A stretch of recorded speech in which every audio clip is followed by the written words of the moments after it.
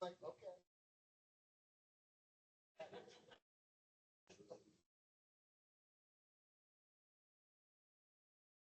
Sure. That's out there. I know I expect it. They're saying like a lot of money. They have the same argument. But. That doesn't sound.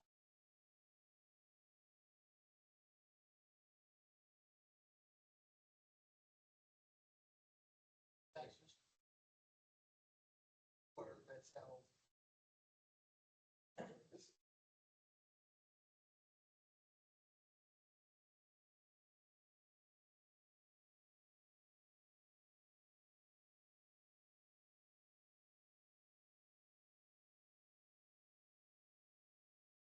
Well, you.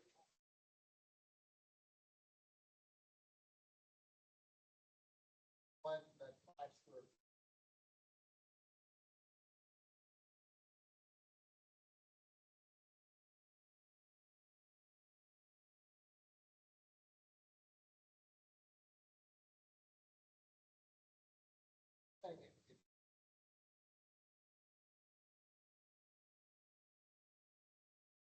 Thing, we'll be back here probably.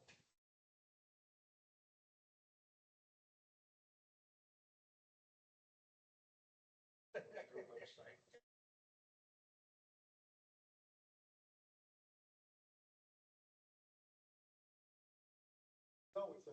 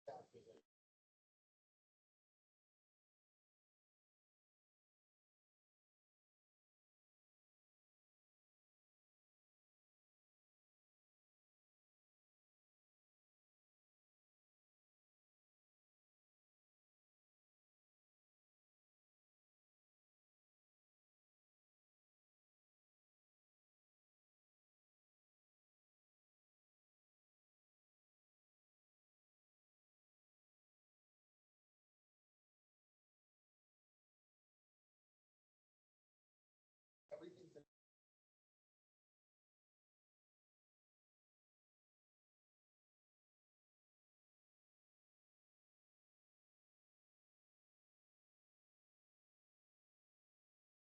It is because.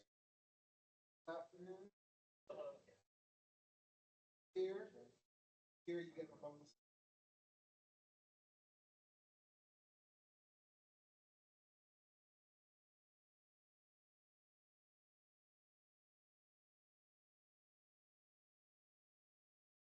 I.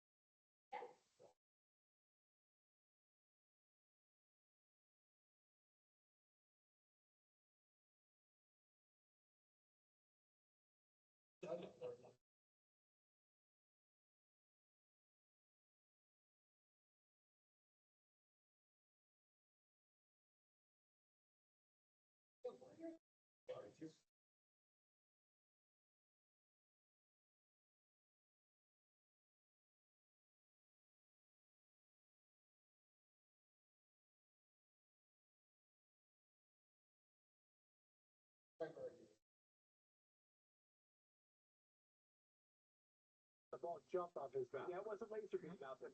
But he has such a compelling case here, Todd, right? Trade deadline is now 5 days away. His name has been out there, but he is a young catcher. He's controllable, team controlled for a bit here. And I think just such a compelling person because of what you could potentially get back for him. What do you stand on Alvarez in the trade deadline? Well, look, if we'd have thrown Alvarez in the Trinder, pregame, I probably would have swiped. Yeah. Okay. Good. Yeah.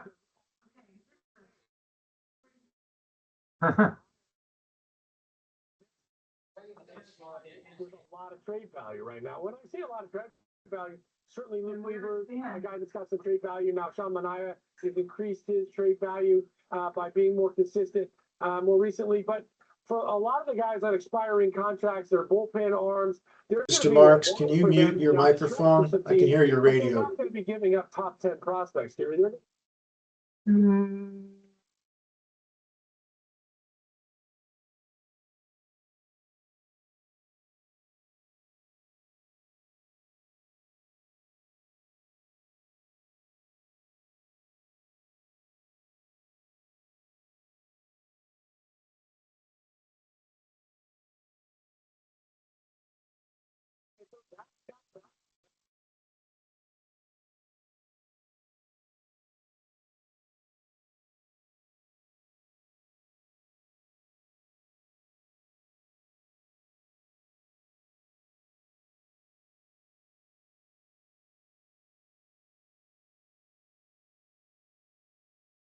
Mr. Poirier, did you say something to me a second ago?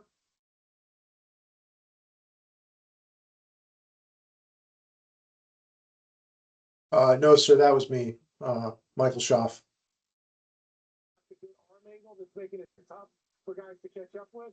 It always helps to get the double play ball right here, and they did a good job of turning that against Baldwin. And Matt Olson, the guy at the top of the strike zone. Mr. Marks, we can hear your radio. Can you mute your microphone? Let me, okay, why don't you?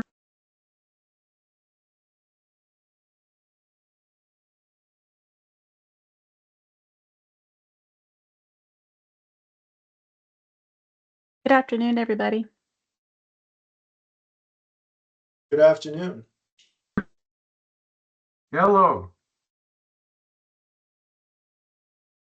Good afternoon, everybody in the virtual audience. Are you able to hear me? Yes. I can hear you. fine. It's working.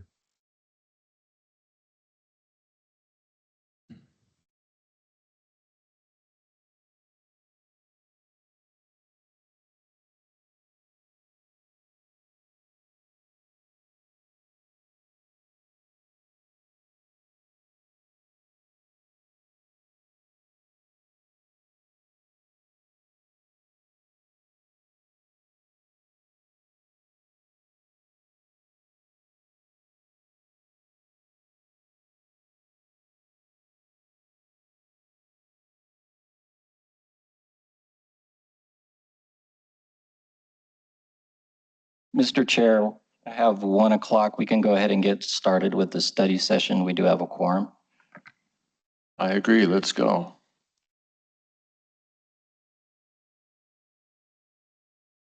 Yes, Mr. Chair, at this time, I'll proceed with the roll call. Starting with Bruce Dawson, Here. Robert Valencia.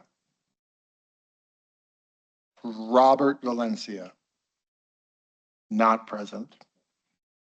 Michael Marks. Here. Thank you. Irma Duran. Irma Duran. Not present. Dr. Denise Bowles. Dr. Bowles. Not present. Michael Schaff. Present. Present, thank you. And finally, Araceli Juarez. Present. Thank you. Mr. Chair, we have a quorum. Thank you. If I get the next slide, please.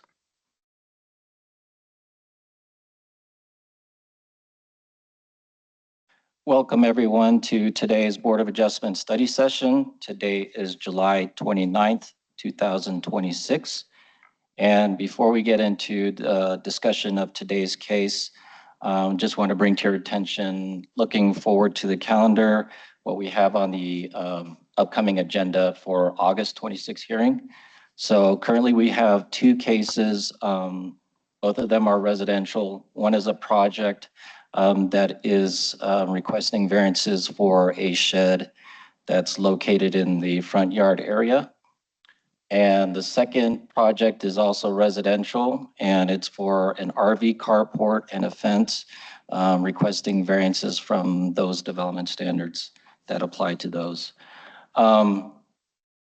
So getting into today's case discussion, we have case C10-2607, Tri Delta Sorority, Delta Delta Delta NHC, the U of A Phi Beta chapter. Address is 1541 East 2nd Street and is zoned R3. Could I get the next slide, please? Okay. So this project, the site is essentially located on the U of A campus, and it is surrounded by property that's owned by the Arizona Board of Regents. This particular site is privately owned, and it's located at the corner of 2nd Street and Cherry Avenue. So what the project entails here is a complete demo of the site, which is an existing 2-story sorority house, and it is being replaced with a 3-story sorority house. To the right on the slide, you can see, okay. Mr. Marks, did you have? Yeah, I just want to point out, we are not seeing the screen.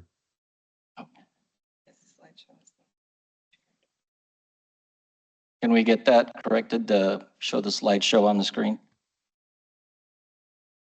Okay, that is clear now. Okay. All right, so on the slide, you should see the variances that are being requested.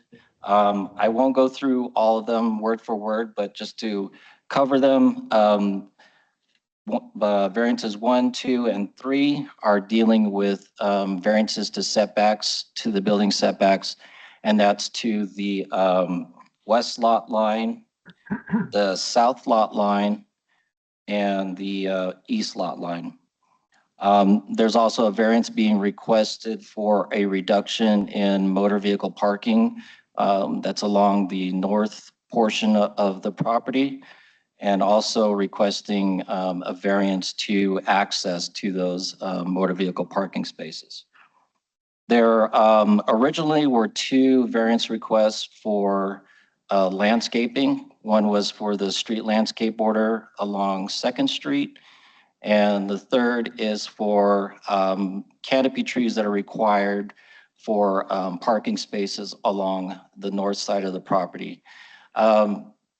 Subsequent to a previous DRB meeting, the applicant was able to make contact with the University of Arizona and come into an agreement which would allow them to expand their landscape border into what is a private right-of-way, which is the right-of-way owned by the Arizona Board of Regents. So they are allowed up to 5 feet of encroachment. So what this means is that the 10-foot landscape border requirement will be met. So the applicant did request to withdraw variance number 7. And so we're crossing that out as they no longer need that variance. So what is being asked before the board are a total of 6 variances. Talking about the project itself and staff's position, staff does not have any objection to the variances requested. As I mentioned earlier, that this site is central to the University of Arizona campus, surrounded by property owned by the Arizona Board of Regents. And what makes this unique is that the Arizona Board of Regents does not have to comply with city zoning standards. So they are exempt from any setback requirements, any landscape borders, anything like that, that this development has to comply with. So that's one unique circumstance. The other piece of this is that the site is needed to expand in order to accommodate the expanding membership. They also want to be able to provide, comply with ADA requirements, and also just to modernize the facility while also making improvements to the site, which would be robust landscape borders, and a design that's compatible with the University of Arizona, as they've been working with the University of Arizona and received approval for their variances being requested. To date, we've only received 1 approval, and that's from the University of Arizona. And just more recently, we received a comment from a neighbor regarding the mature pine tree on site and their request just to maintain it in its location. That is all I have right now. I'd be able to, I'll just open up for discussion or questions. Any questions for staff? Okay. Mr. Marks, you have your hand up.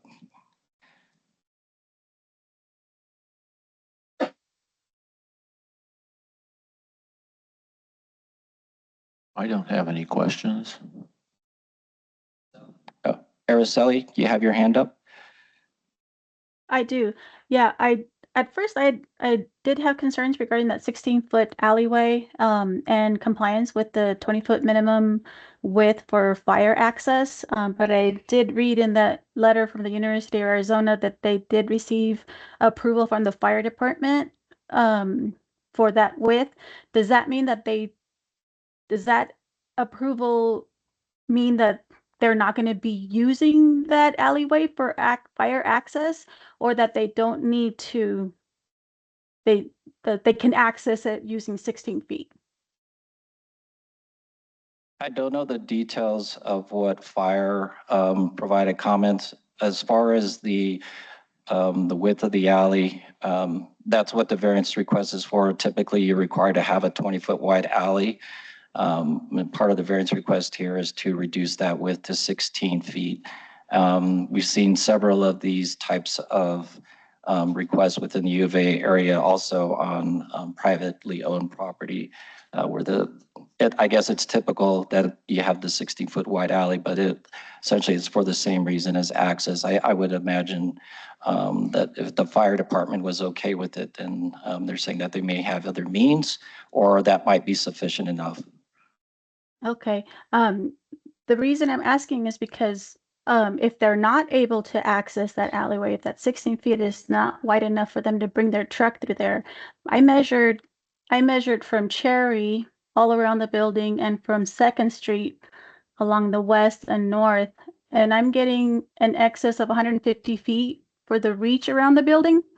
So that means they would have to come into that alley a little bit. And so I'd like verification that that's okay with the fire department.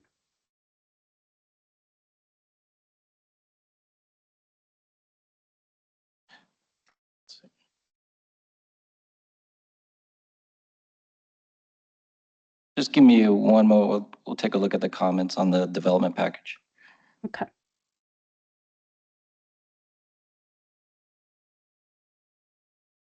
And that is my only concern and only question.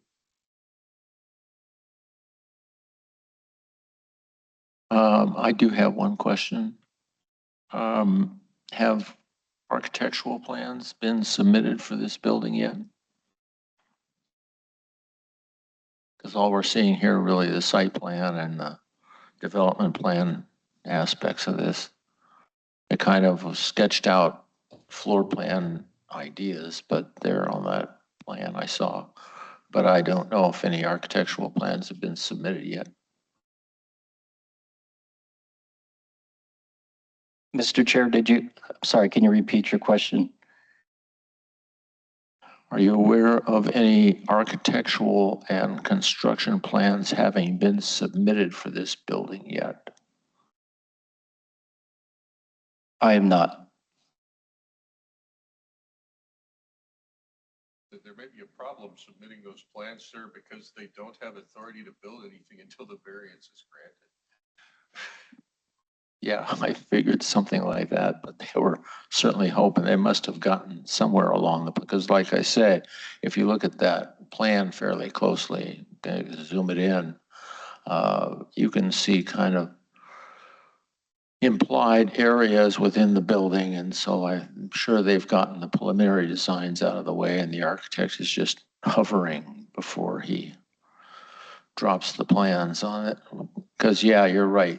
Once they get the variances, once they submit that plan and the site plan, all you're looking at really is the architectural plans and the structural plans and et cetera. Because then there'll be no question about the site or the setbacks or anything like that. Hey, Michael, we're with the ownership team. Do we need to respond to these questions now or wait to the end?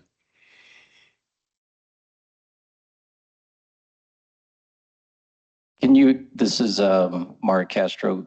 Can you state your name again? I'm sorry. This is Matt Spearing with the Tridelta ownership team. Do we need to address these concerns now on the call or do we wait to the end? Not at this time. This is a study session between board and staff, so you can bring this up during the public hearing. Great, thank you. I do have a response for Ms. Juarez. We did take a look at the review comments from the development package. Fire did review the plans and did not have additional comments. Thank you.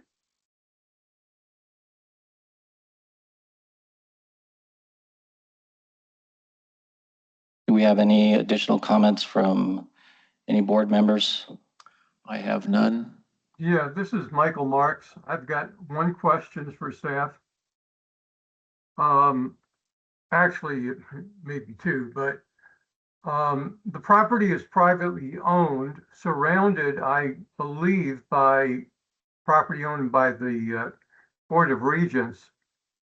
So the subject property is unique in that it's subject to city zoning, whereas the surrounding properties are not.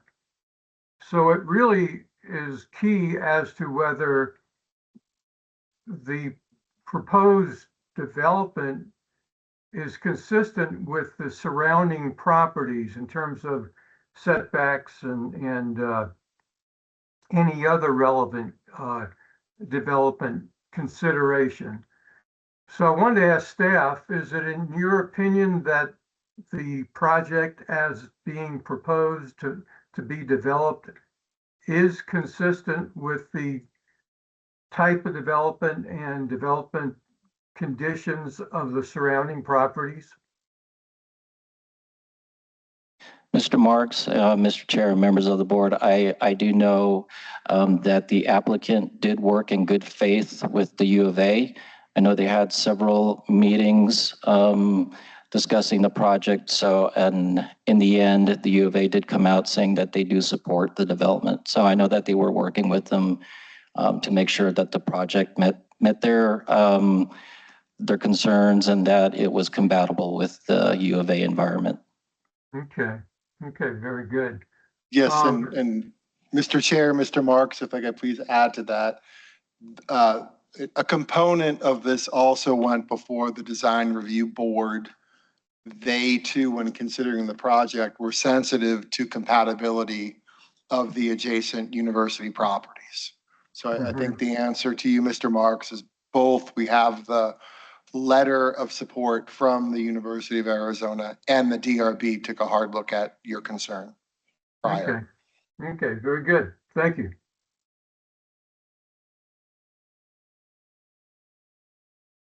Ms. Suarez, you have your hand up.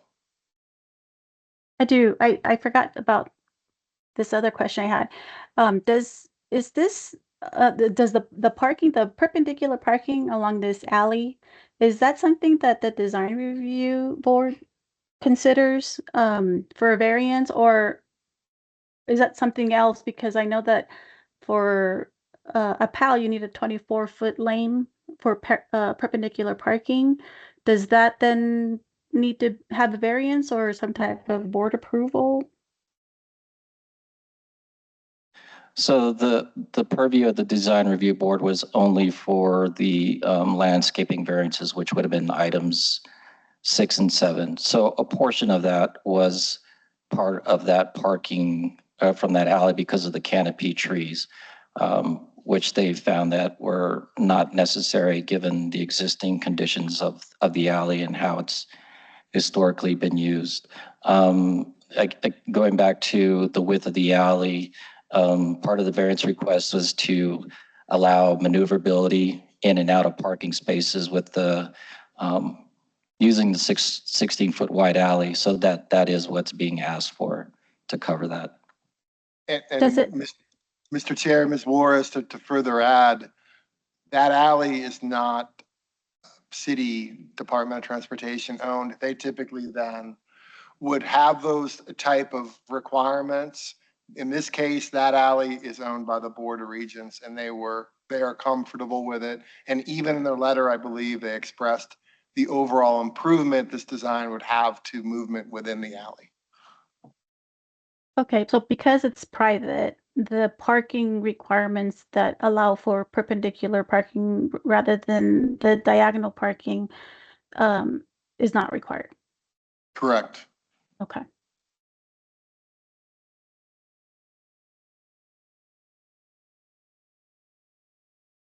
Yeah, one more question from me. Does anybody know what that building's being used for at the moment? Because I drove by there the other day and there down the alley, you can see a lot of U of A staff parking. It looks like along that alley where all that new parking is going. So I'm just curious to know with all that U of A staff parking, what they're actually using that building for right now. Hi, this is Alicia White with Tri Delta.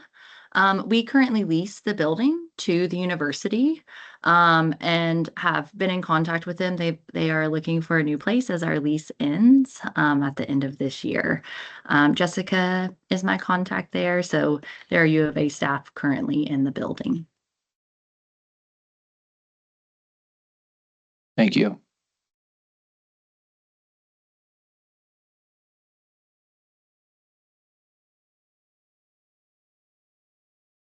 Do we have any other additional questions? None for me. I have no more questions. No more questions for me. No questions for me. I would just like to make note too that board member Robert Valencia is on, joined remotely as well, for the record. Mr. Chair, I think we can go ahead and close the study session and then reconvene at 1:30 for the public hearing. Okay, thank you. Thank you.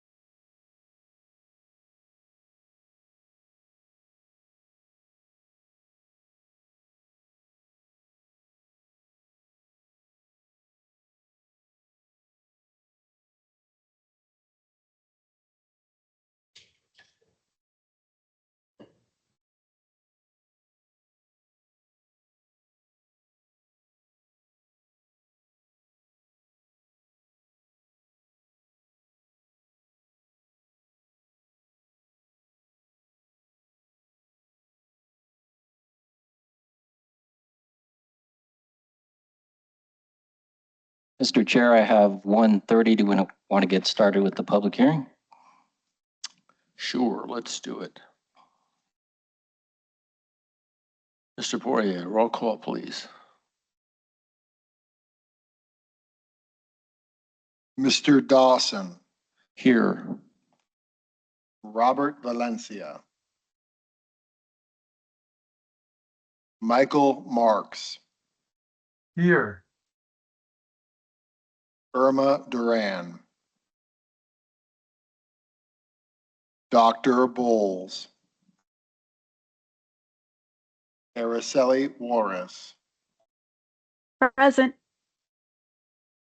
and finally, Michael Schaff. Present. Mr. Chair, we have a quorum. Thank you. Ladies and gentlemen, welcome to the regular meeting of the Tucson Board of Adjustment, City of Tucson Board of Adjustments for July 29th, 2026. This meeting is being recorded, and by joining, you are giving consent for this meeting to be recorded. An introduction of each case will be made by staff. At the conclusion of staff's presentation, the applicant or the applicant's representative will have an opportunity to speak. For the record, please tell the board your name and address and state your request. At the conclusion of the applicant's presentation, other persons wishing to speak in favor of the request may come forward and state their support. When called by the chair and the chair of the board, those wishing to speak in opposition to the applicant's request may come forward and state their protest. The chair may allow the applicant the opportunity for a brief rebuttal. The chair will then close the public hearing and open up to a discussion by the board members. At the conclusion, the board's discussion, a motion will be made, and if seconded, will be voted upon. All presentations today must be directed solely to the board and not to staff or members of the audience. All presentations to the board must be only on those items brought before the board. Presentation on matters unrelated to the request will not be heard. The decision of the Board of Adjustments may be appealed to the Superior Court of Pima County by filing a complaint for special action with the Pima County Superior Clerk's Office within 30 days of the board's decision. For additional information on this filing process, please contact the Superior Court Clerk's Office or an attorney after today's public hearing. If you are going to give testimony today, please be brief and to the point. Repetition of testimony already given by other witnesses is not necessary. Only the chair may invoke a time limit if deemed necessary. Before you testify, please remember to sign in on the roster sheet on the clipboard on the podium. If you are joining us remotely, please state your name and address for the record. All testimony to the board must be given under oath. If you are going to speak or think you may speak today, please stand at this time and raise your right hand. Do you swear to tell the truth, the whole truth, and nothing but the truth? I do. Thank you. A reminder, please turn your cell phones off or to silent mode if you are joining us remotely. Please be sure to mute yourself and turn your camera off unless you are addressing the board. Mr. Castro, please call our first case. Thank you, Mr. Chair and members of the board. Our case today is C-10-26-07, Tri Delta Sorority, Delta Delta Delta NHC, U of A Phi Beta Chapter, 1541 East 2nd Street, R3 zoning. The applicant's property is an approximately 0.6 acre lot zoned R3 residential and is developed with an existing sorority house. The applicant is proposing to demolish the building and construct a new sorority house. The applicant is requesting the following variances. 1, allow the construction of a new sorority house with a side perimeter yard setback reduced from 27 feet to 13 feet as measured to the west lot line. Number 2, allow the construction of a new sorority house with a street perimeter yard setback reduced from 20 feet to 15 feet as measured to the south lot line. Number 3, allow the construction of a new sorority house with a street perimeter yard setback reduced from 20 feet to 10 feet as measured to the east lot line. Number 4, allow a reduction of the required motor vehicle parking spaces from 29 to 16 vehicle parking spaces. Number 5, allow the use of the 16-foot wide alley for maneuvering directly into or from the vehicle parking spaces. And number 6, delete the required 4 canopy trees in the vehicle use area along the north lot line, all as shown on the submitted plans. Please note, as an update in the staff report, there were 7 variances being requested. The applicant was able to remove the need for providing a 10-foot wide street landscape border, which was the 7th variance request. So that variance request has been removed. In the related plan review, design review board, zoning regulations require requests for landscaping and or screening variances to be reviewed by the design review board for recommendation to the Board of Adjustment. Variances number 6 and 7 related to landscaping were reviewed by the design review board on July 10th, 2026. The design review board recommended approval to the requested variances with the following condition. Reconsider the inclusion of palm trees and citrus trees along 2nd Street and Cherry Avenue to be more complementary to the existing landscape borders. Planning and Development Services recommendation. Staff has no objection to the applicant's requested variances. It is the opinion of staff that there are special circumstances applicable to the property and that the requested variances would not constitute a grant of special privileges inconsistent with the limitations upon other properties in the vicinity and zone, and that the requests are the minimum necessary to afford relief and the least modification possible of those UDC provisions which are in question. To date, we have received a total of 1 written approval, 0 written protests, and 1 comment recently submitted regarding the existing pine tree on site. For the record, the board members have been provided a copy of the comments. Mr. Chair and members of the board, this completes staff's presentation. I'd be happy to answer any questions. Are there any questions for staff from the board? Hearing None from me. none. What? I'm sorry. No, I said none from me. Okay. None? Okay, none. Thank you. Hearing none other, I will now open the floor to the applicants to come up and make any presentation they wish to.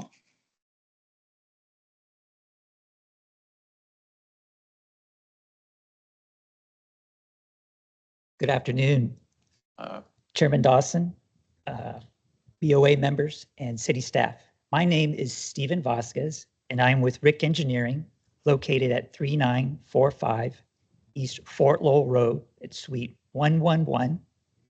I represent the owners and the development team regarding this issue. We do have some other members of our team who are watching virtually, and that includes the owner and the developer, and I believe our architecture firm as well. And also with me today is Tree Miller, who is the project engineer and who is also with Rick Engineering. We come before you today to request 6 variances regarding the development of the new Tri Delta sorority project. Next slide, please. First, I'd like to start off with an introduction of the project, of the site, followed by a project background, planning considerations, and the variance requests. Next slide, please. This is the location plan of the area, and it's a broad view of the site. And basically, this is to show that the site falls within the University of Arizona campus area. Next slide, please.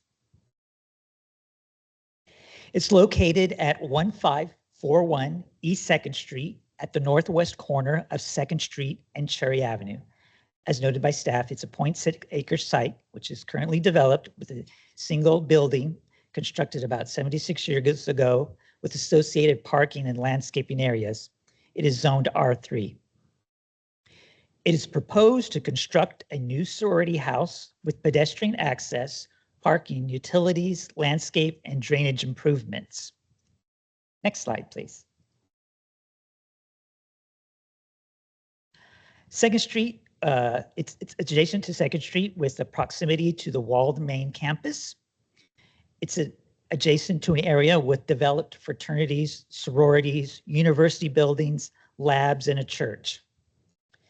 It is surrounded by property which is owned by the Arizona Board of Regents, and which includes the streets and alleys as well.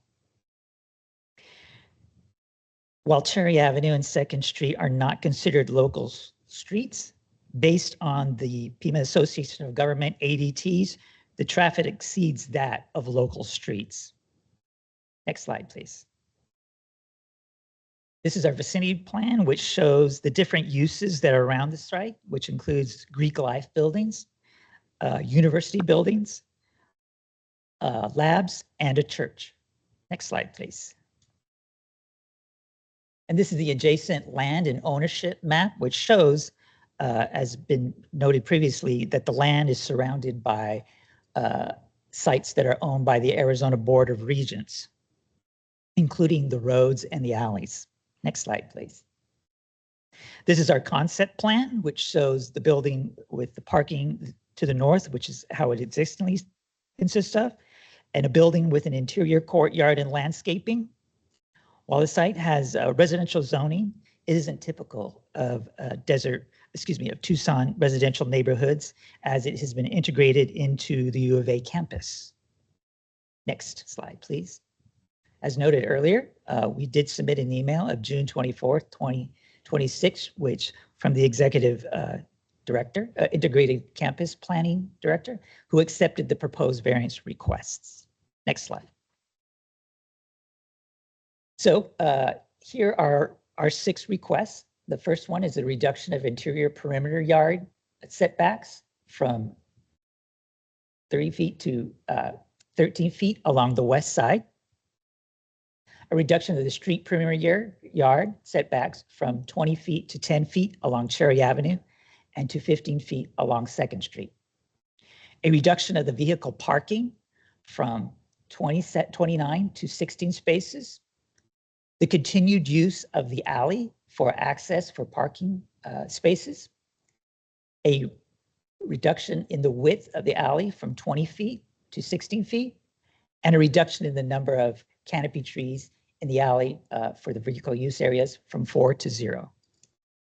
Next slide, please. And this is just a close-in photo aerial of the site, which shows the existing uses around there. Next slide, please. Our first variance request is a reduction of the interior perimeter yard setback from 27 feet to 13 feet. The current setback of the existing building is already 13 feet for a portion of the existing sorority house. So we feel that is just an existing setback as is. Next slide, please. Our second variance is for a reduction of the street perimeter yard on Cherry from 20 to 10 feet and 2nd Avenue from 20 to 15 feet. Now, the code requires 20-foot setback for a local street. Although it's not designated on the major streets and routes plan as local street, they function as a collector street. According to the PAG traffic counts, Cherry Avenue has, and these counts were done in 25, the traffic counts is 12,766 trips per day. And along 2nd Avenue, it is 5,083 trips per day. And also you have the modern streetcar that runs east-west along 2nd Street as well. If the streets were considered to be collector, then the street setback would be 10 feet and this request would not be needed. The proposed setback is consistent with setbacks of other existing buildings in the area.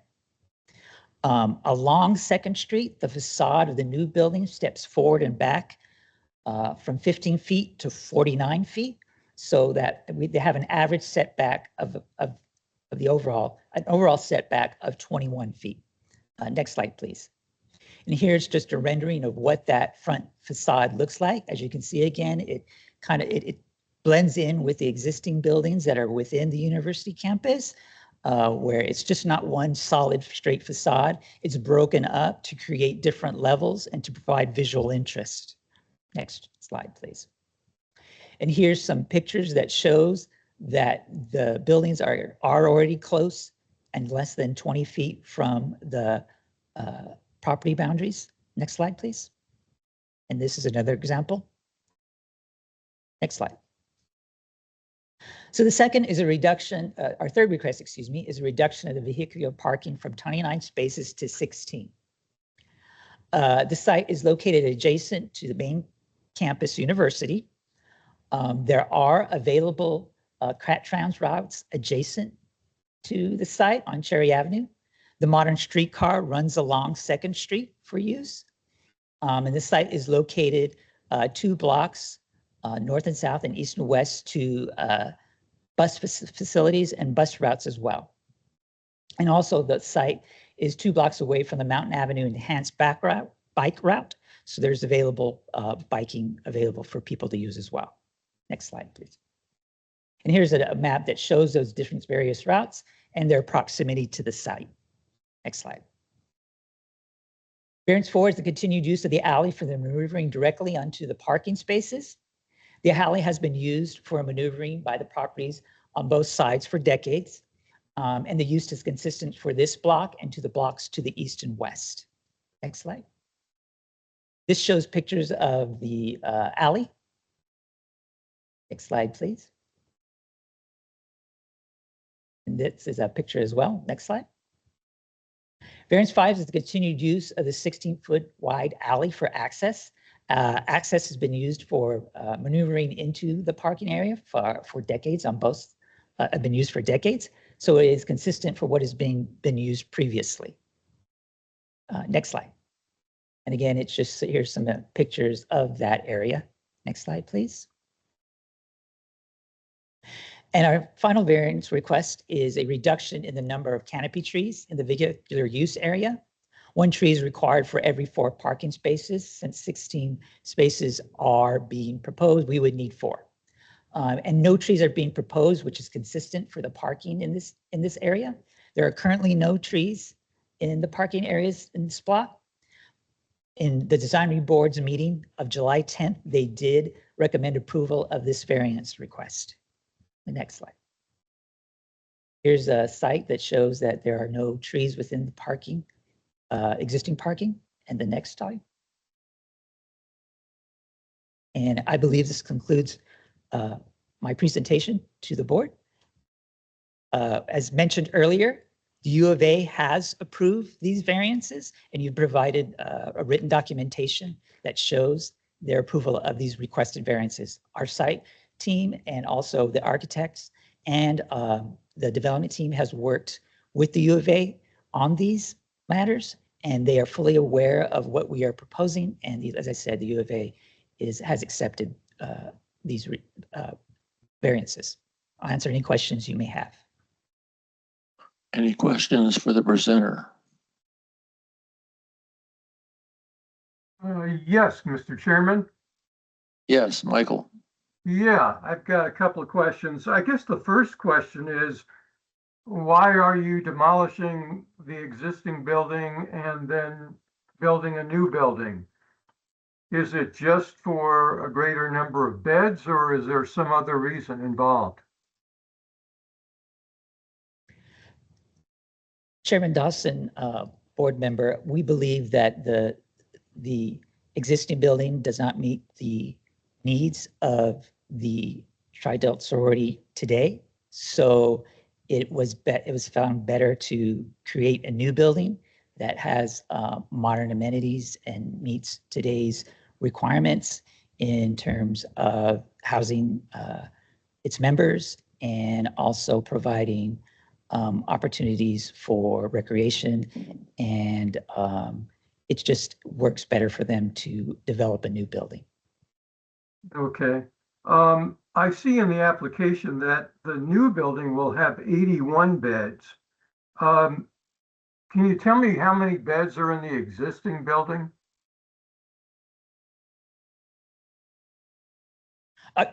Just to verify, you're asking how many could be housed in the current building? That's correct.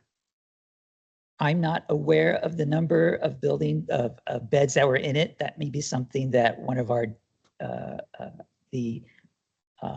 member, a representative from Tri-Delt might be able to answer. Okay, we can come back to that. The exhibit you presented, which shows the design of the proposed building, I think indicated that you have a 3rd story on only a portion of the building of the project, and it's a portion, I believe, which is on the west boundary. Is that correct?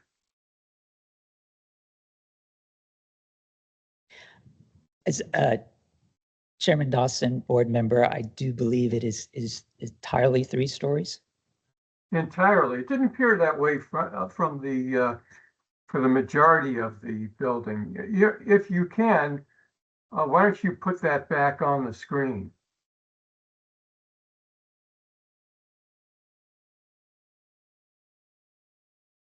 So right there, that entire structure is 3 stories.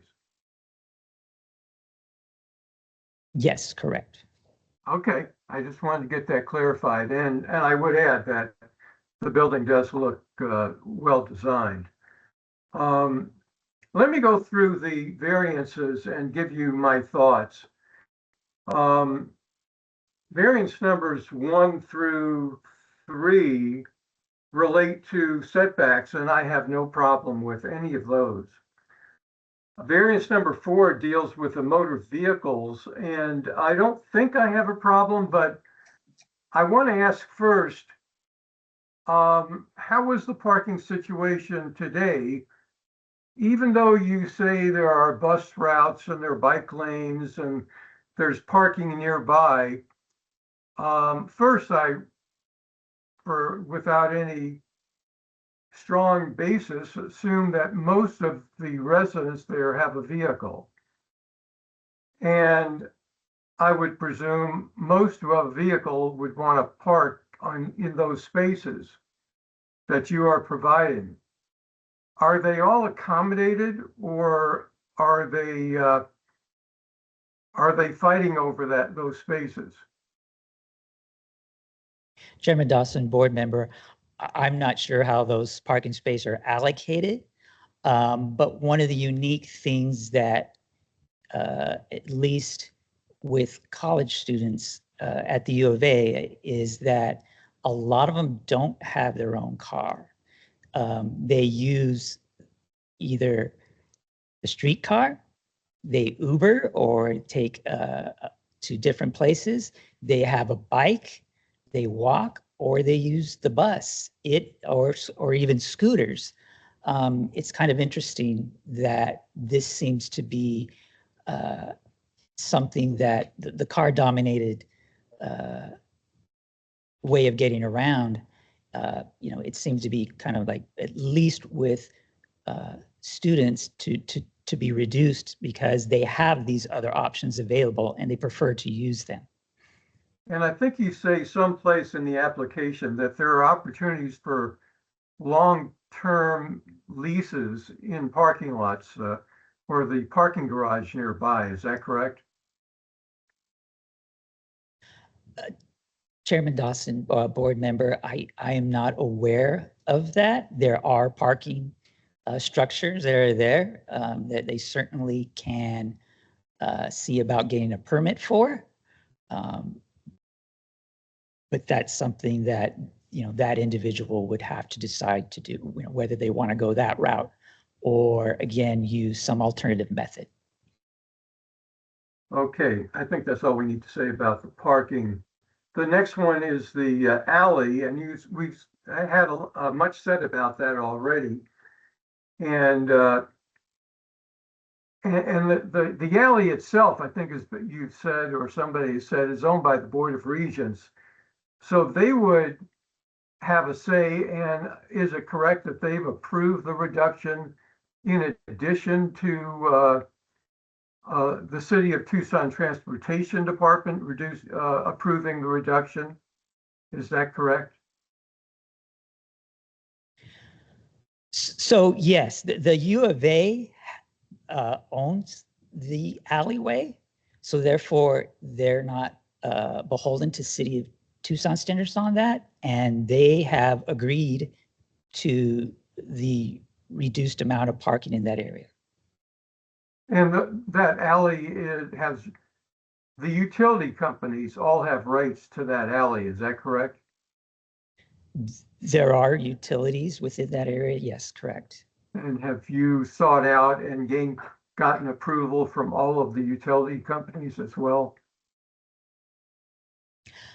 Chairman Dawson, board member, as part of the development plan approval and building plan approval, those items would need to be approved by those agencies. Okay, that's still to be done. All right, and then the last one has to do with the 4 canopy trees, and I have no problem with that. That matches the existing conditions. So that is all I want to ask, and I think you've provided good information and complete information. So I'm all good with the information at this point.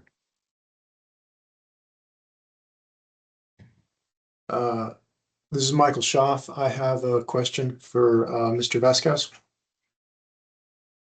Yes. Okay. So it appears that the only public opposition to this plan so far is from Miss Heather Luckock regarding the large pine tree in the southwest of the site. I was hoping maybe you could address that. And what comment is this regarding? Is this regarding the tree? Yeah, it's a email message that was received yesterday at 4 o'clock. Request to preserve historic pine tree at 2nd Street and Cherry Avenue during Tri-Delta construction project. She writes, Dear City Tucson Planning and Development Team, writing respectfully to request the large pine tree located at the corner of 2nd Street and Cherry Avenue be preserved as part of the Tri-Delta construction project. It is a mature and significant part of the campus's character, providing environmental, aesthetic, and ecological benefits that cannot be quickly replaced. Its size and age and prominence have made it a landmark for students, Tri-Delta residents, and visitors, offering relief in a desert community where shade is essential for pedestrian comfort, safety, and walkability. I don't think I need to read the entire thing, but she goes on to mention a hawk's nest, and she cares about the tree. So I just, since this is a public forum and this is the public, I would like any comment you have regarding this tree. And it looks, according to the plans, like its removal is imminent. Is that correct? Chairman Dawson, board member, yes. As I understand it, the part of the building will be located, a portion of that corner will be located where that tree is. We did consider it, but we, in the end, decided that that tree would need to come down and we would plant another tree more in keeping with our landscaping standards, or not in our more in keeping with some of the desert trees that we have there. Okay. It does appear to be a very mature tree as far as age goes. Where is it in its life cycle? Is it expected to last much longer? So, Chairman Dawson, board member, we haven't really done a in-depth study on that tree. One of the concerns we did have is that during construction, that the tree might get damaged or may not be able to survive as construction is being done within that area. So again, that came to our decision to take down that tree and put a new one in. Okay. It looks from the landscaping plans like there are plans to plant 4 or 5 trees along 2nd Avenue in that area. 6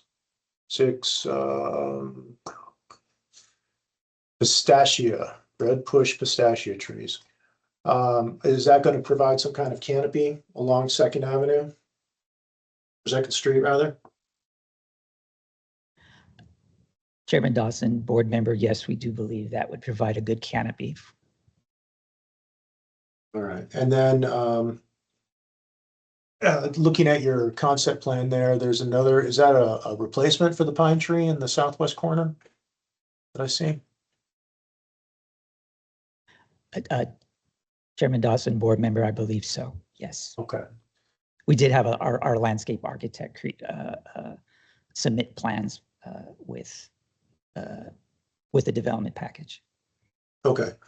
And then just for clarification, because the concept plan shows the trees, but then your conceptual elevation from 2nd Street doesn't really show any trees in the front. There are actually going to be trees there. Chairman Dawson, board member, yes, that was more of a conceptual plan to give an idea of the architecture and how the building looked. But yes, we will have trees going along 2nd Street. Okay, all right, thank you. No more questions.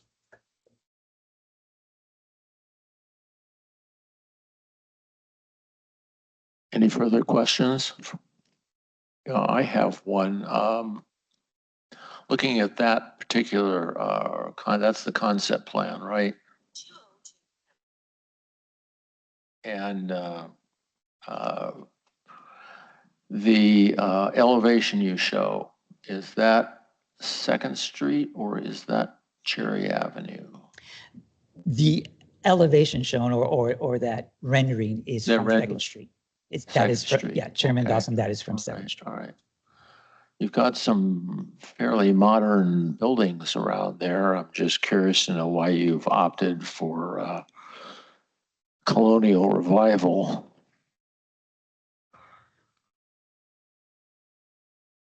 Which is, of course, there's a lot of buildings like that around Tucson, but Chairman just Dawson. curious.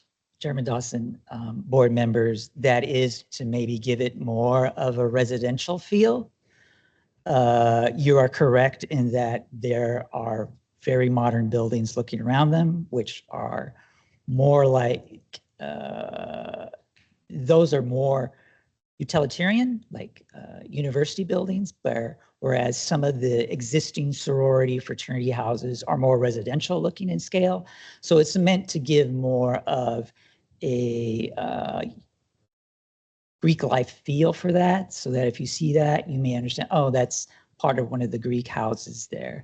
And maybe, you know, and as I said, more of a residential look for residents.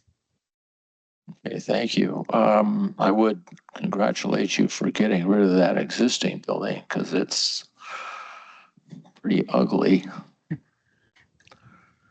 Okay, any other questions for the presenter? Hearing none, thank you, sir. Is there anyone else wishing to speak on behalf of this project?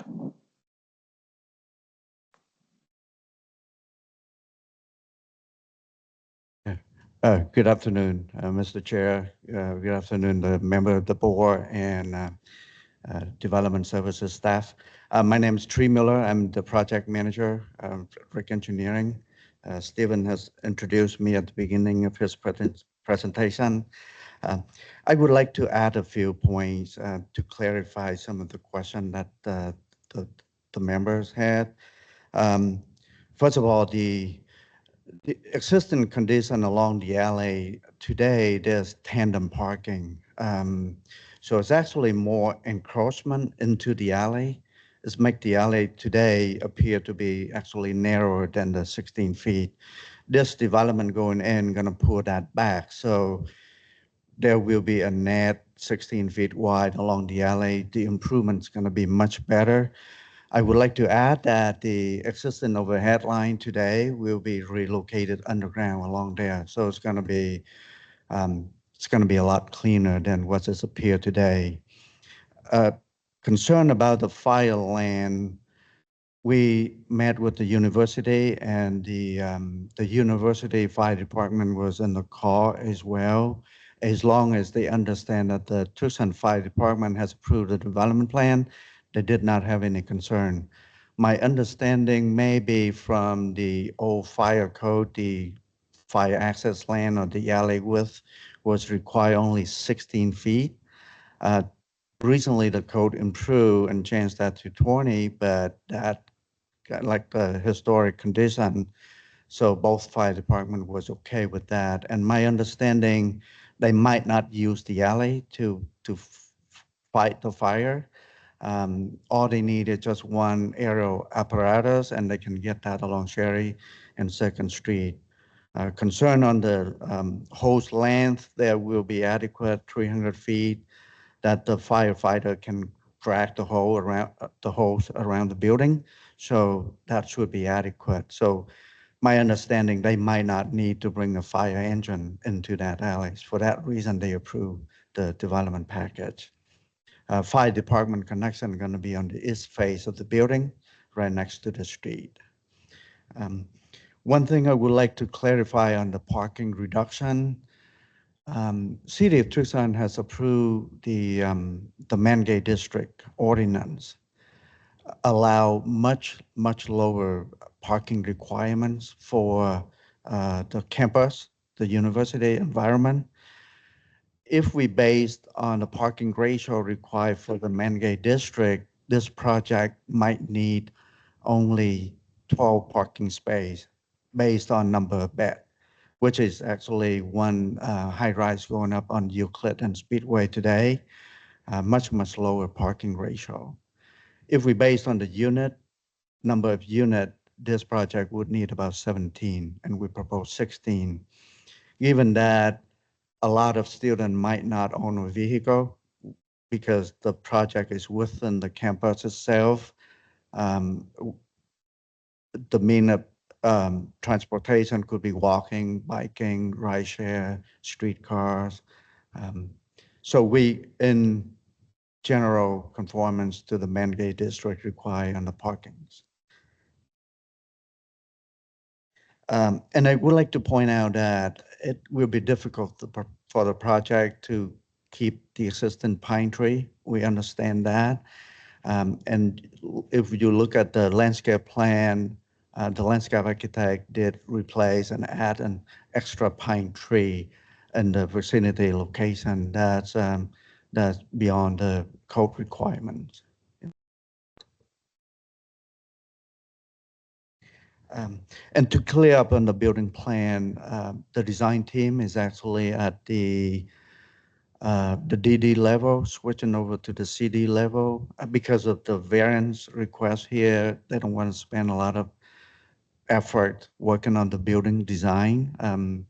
But if we pass today, the building plan and the development plan are going to be resubmitted in a few weeks.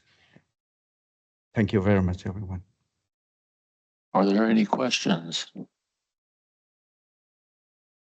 Hearing none. Thank you, sir. Is there anyone else wishing to speak in favor of this project? Hearing none, I will open the floor to anyone wishing to speak in opposition to this project. Hearing none, I will move to close the public hearing on this case. And I will open the floor to the board for any comments they may have.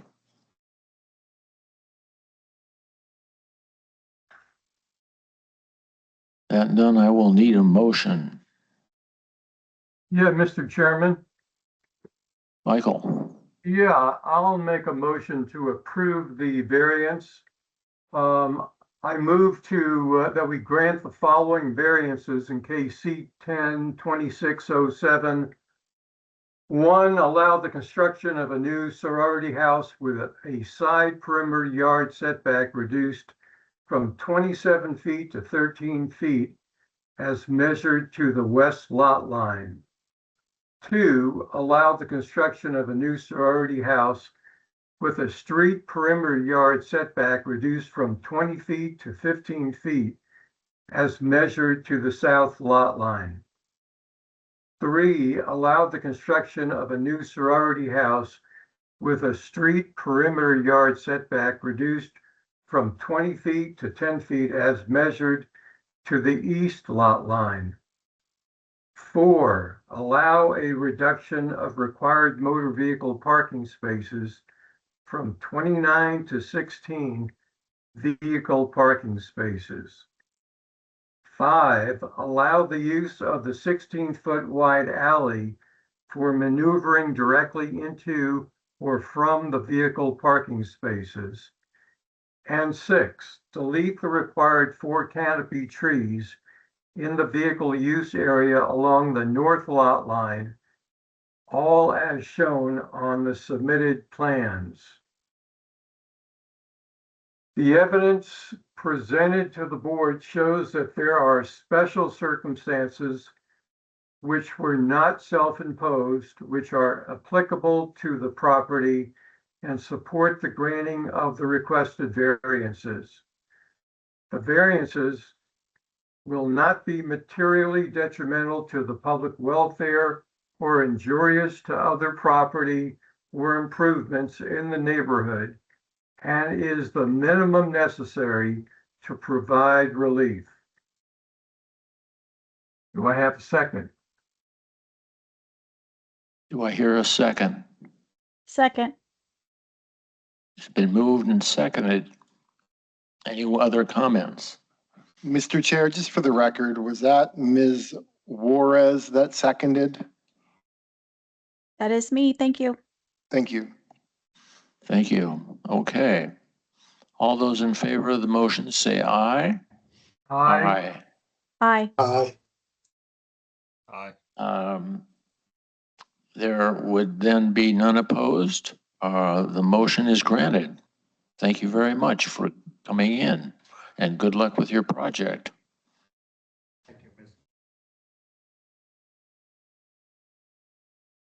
Thank you.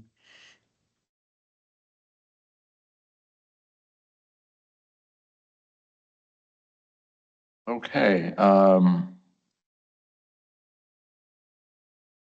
number 3, discussion of potential changes of future meetings and time and location. Mr. Chair and members of the board, a couple of months ago, sent the email out asking for any feedback regarding the potential for shifting the meeting times for the public hearing, even the days possibly, and the location. A few of you responded back, and this is in response to just the experience in historically how we've held public hearings. As far as I know, the timing hasn't changed. It's in our board rules. It's set for a specific time and day of the month. And just to give you a little background, the reason why we started at the time, it was 12 o'clock, and then public hearing starting at 1:30. Sometimes we would get up to maybe 12 or 15 cases. That was something that was kind of, pretty common years ago. So we'd often see cases run into the evening hours. The mayor and council chambers would still be open to accommodate those hearing times. But now that things have changed, we no longer have that ability to continue holding a public hearing past 5 o'clock. So we would actually, if we're using the chambers, which is really set up for visuals, presentations, and also handling the remote hearings and recordings, and it's able to accommodate a good size of people. We felt that the chambers was a really good place to continue holding the public hearing. So that's kind of, we were just brainstorming some ideas and hopefully to get some feedback from the board. A few of you did reach out, and on average, I would say that most of you did not have any problem with the current format, meaning the location and having it on Wednesday. Some of you did suggest different times, such as starting earlier in the day or even later in the afternoon was also a preference. I had one member suggest changing the day from the last Wednesday of the month. Taking all these suggestions into consideration, my proposal, I'll let you, and then we can talk about it, but my proposal would be to keep it on Wednesday and start earlier. So that would mean an earlier morning, just so that we have time if in case we do have 3 or 4 cases, and maybe some of those cases might be contentious and drag on a little bit as we've experienced before. We want to make sure that we have enough time and we're not feeling rushed to get out of City Hall and then end up in a situation where we'd have to continue the hearing. So that's my suggestion. I'm certainly open to hearing what the board members have. Just be aware that any changes that we do make to the time and date will require an amendment to the board rules. And so what that means is that it's going to have to be something that, going through that process of redlining, providing the red line drafts to the board, making sure everybody's okay with it, then vote on it.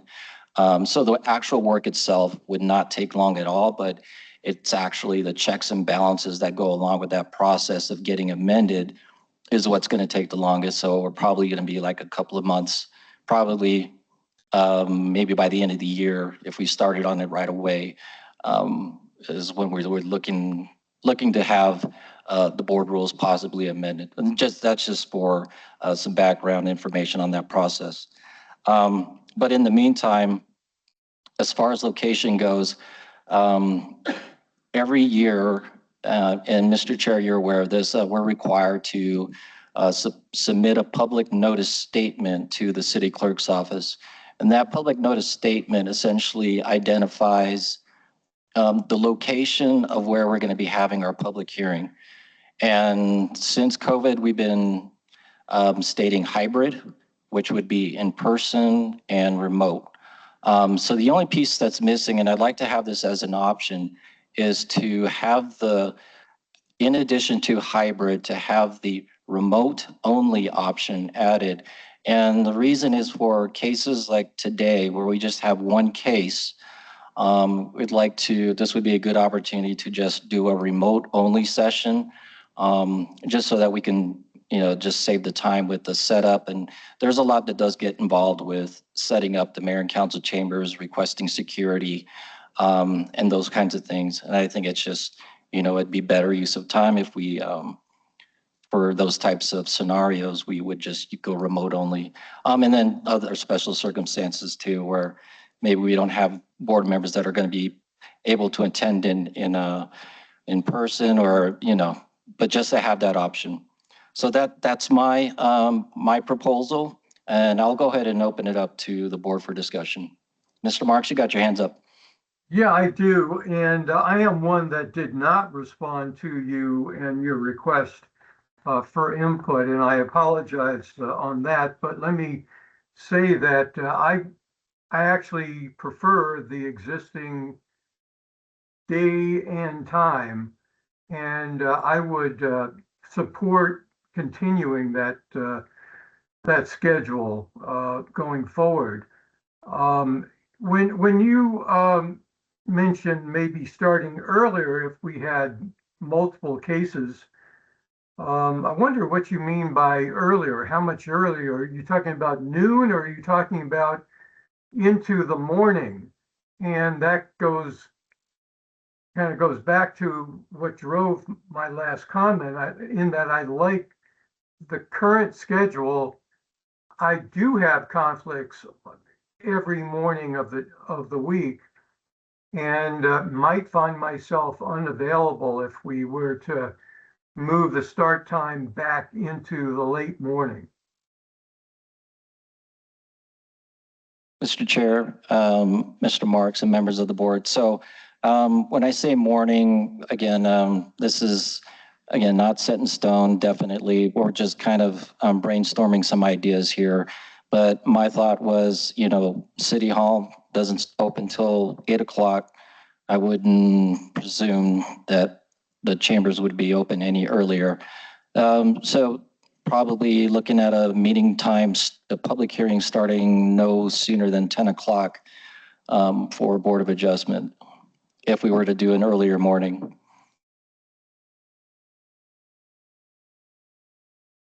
Yeah, Well, I could live with it. Yeah, personally, that would be a problem for me. So I would hope that we could keep it at 1 o'clock. Thank you. Yeah, I would prefer the 1 o'clock timeframe. It's what I'm used to. And in my tenure on the board, we really have had very few days that have had any multiple numbers of cases on it.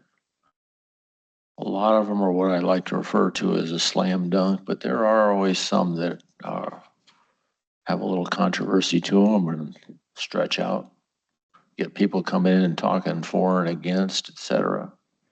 But I like the 1 o'clock just fine, but 10 o'clock, I could live with that if you chose to go that direction.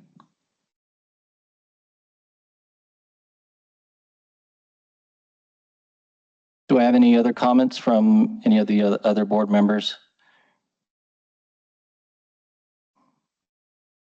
This is Mike Schaaf. I have no objection to moving the time or keeping the same time. I'm ambivalent either way. Thank you.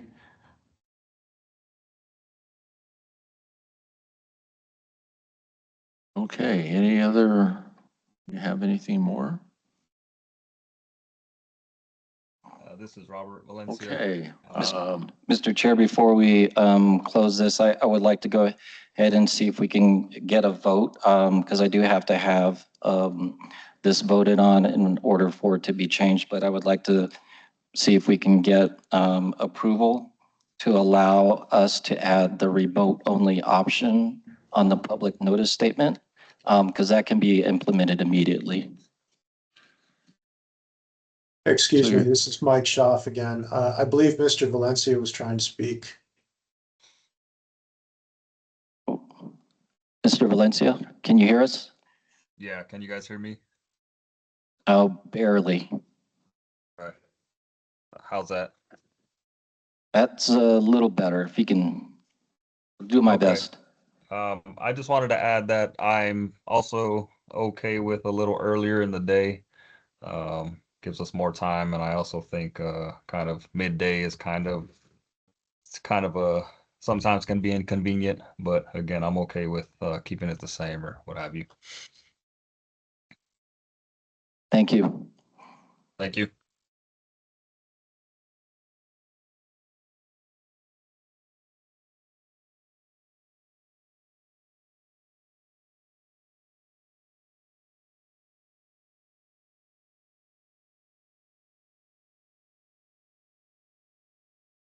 Okay, do you have anything more for us? Just need to have someone make a motion to add remote only onto the public notice statement Okay. as an option. All right. Can I have a motion, please? I would like to make a motion. This is Michael Schaaf. I would like to make a motion to add remote only to the meeting format. I would Okay. second that. Okay, it's been moved and seconded, and all those in favor say aye. Aye. Aye. Aye. It's been moved, the motion carries. Thank you.